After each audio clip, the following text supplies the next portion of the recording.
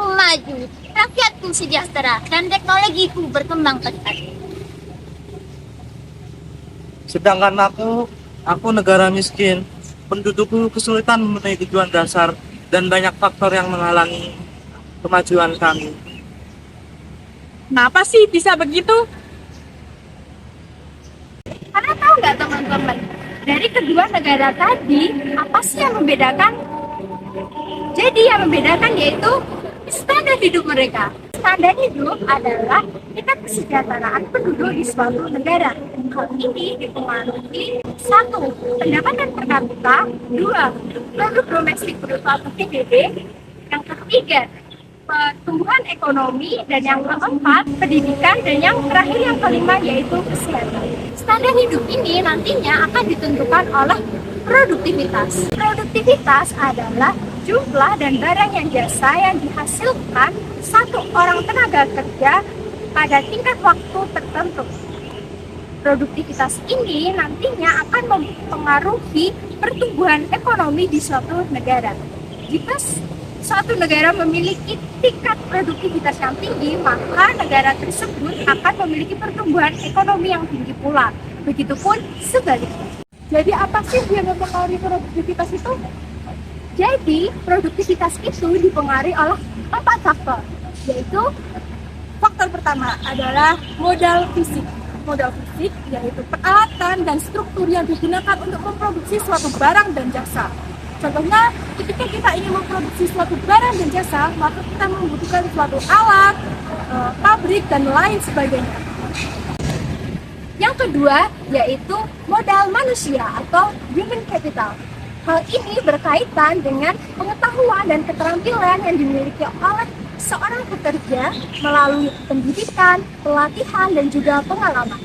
Sebagai contoh, suatu negara yang memiliki human capital yang berkualitas maka akan mendorong negara tersebut memiliki produktivitas yang tinggi. Mengapa?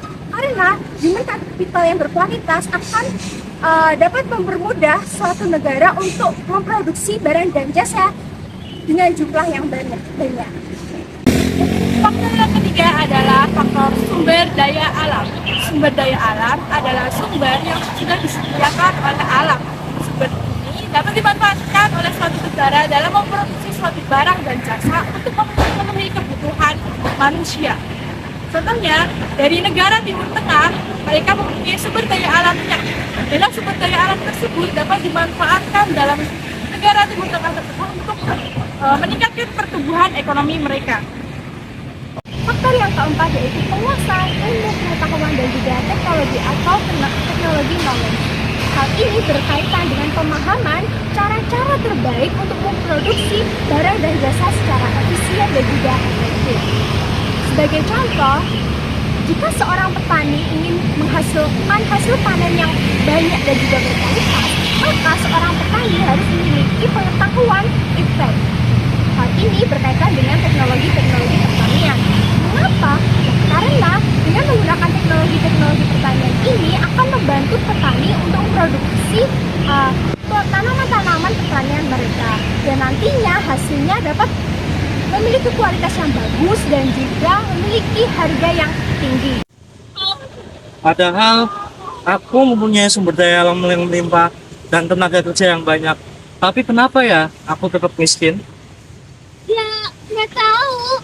Aku loh tidak punya sumber daya alam yang melimpah, tapi aku tetap bisa kaya.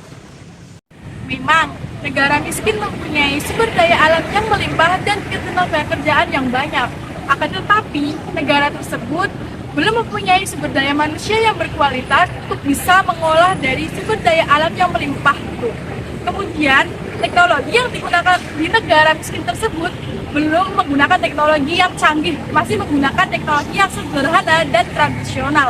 Sehingga produktivitas yang dihasilkan belum maksimal dan pertumbuhan ekonominya pun masih rendah.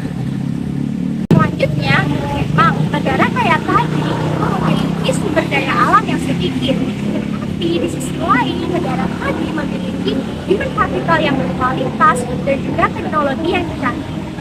Hal ini mempengaruhi tingginya jumlah barang dan jasa yang dihasilkan di negara tersebut.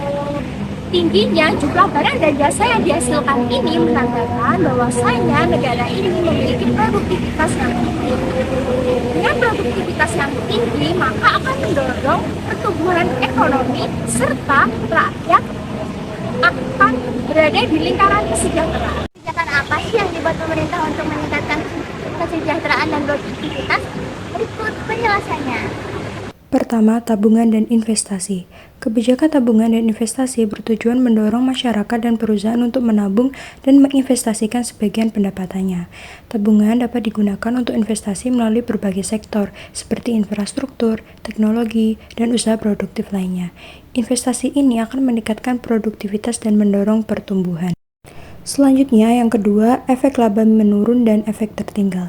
Kebijakan efek laba menurun dan efek tertinggal merupakan strategi jangka panjang untuk mendorong pertumbuhan ekonomi yang berkelanjutan.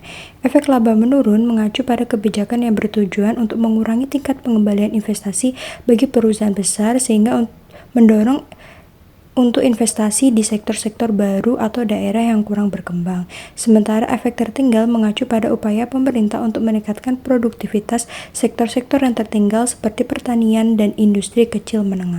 3. Investasi asing. Pemerintah dapat meningkatkan produktivitas dan standar hidup dengan investasi asing.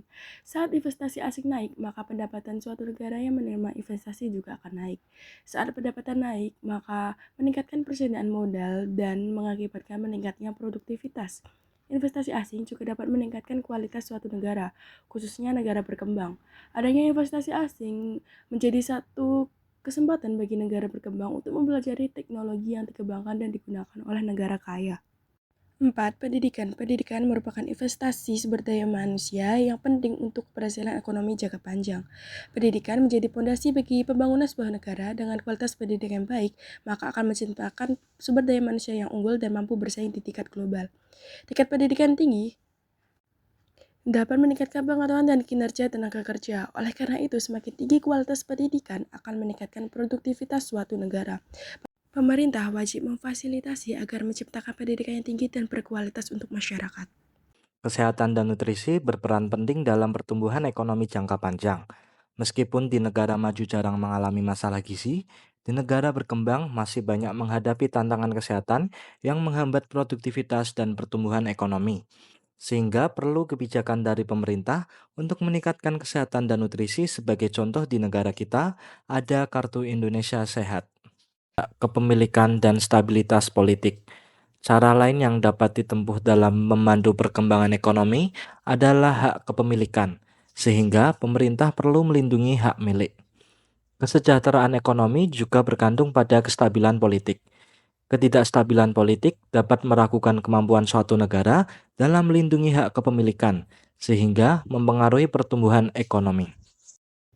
7. Perdagangan bebas. Pemerintah membuka kesempatan bagi negara untuk menjual dan membeli barang atau jasa dengan negara lain tanpa banyak hambatan, seperti pajak tinggi atau aturan ketat. Hal ini memperluas pasar, meningkatkan persaingan, dan mendorong inovasi, sehingga bisa membuat produk lebih murah dan berkualitas untuk masyarakat.